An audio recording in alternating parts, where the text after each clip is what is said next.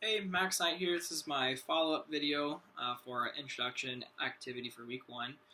Jump right into the questions here.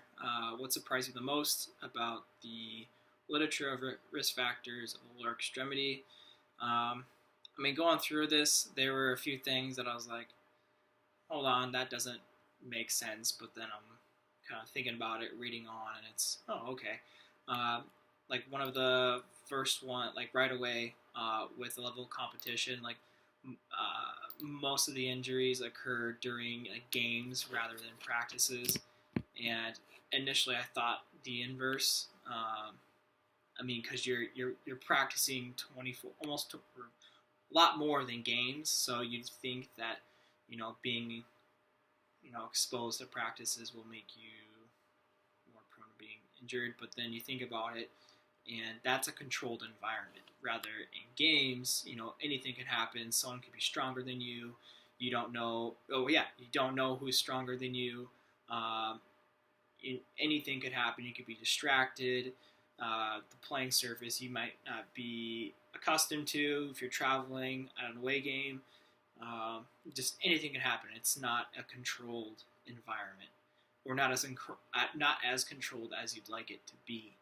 Um, and then there's another one about shoe types. So there's low top, medium, high top shoes, and I believe they didn't find any differences in the risk of injury with those, which I thought was kind of surprising because you assume with like a high top shoe, the ankle would be more locked in there, but that doesn't really seem to be the case.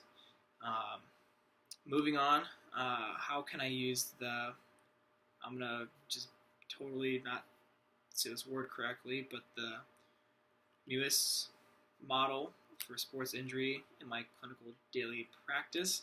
I think that could be easily incorporated just by taking small steps, kind of like during practices, or even just sitting down and thinking about it.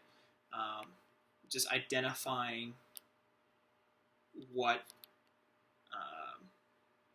intrinsic and extrinsic factors play within that sport. Um, so, comparing basketball and football, you're going to have intrinsic factors of, uh, you know, gender, uh, body types are going to be different, weight, flexibility of the athletes. Um, Wide receivers are going to be completely different than linemen, while in basketball, intrinsic factors of that sport would be, you have males, females, um, flexibility, strength, and then they're well, that's gonna be intrinsic.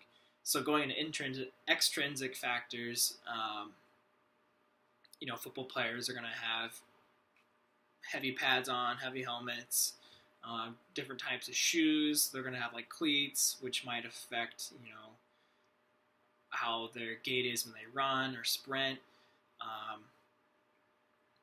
how they cut. While in basketball, all you have is just a jersey, shorts, and maybe some high top basketball shoes, as well as different playing surfaces and stuff like that. So kind of like noting that stuff, and then knowing what athletes have a history of injuries, and kind of identifying weaknesses and things like that, by watching them in practice and everything, um, and then having those identified athletes, or getting that later on, you can use that information with the intrinsic, extrinsic information to hopefully prevent the incidence of injury. So,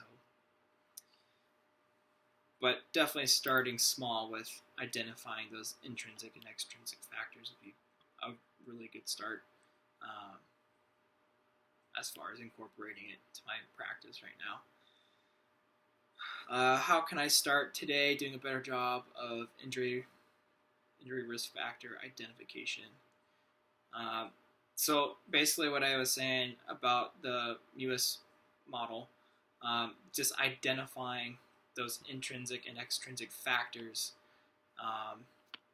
and knowing, what athletes may be more prone to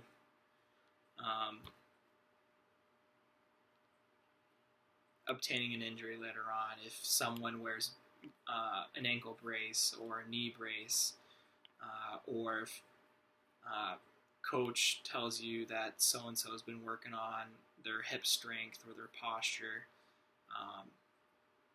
So kind of just incorporating and thinking about the intrinsic and extrinsic factors while I practice and things like that. So, yeah. Thank you.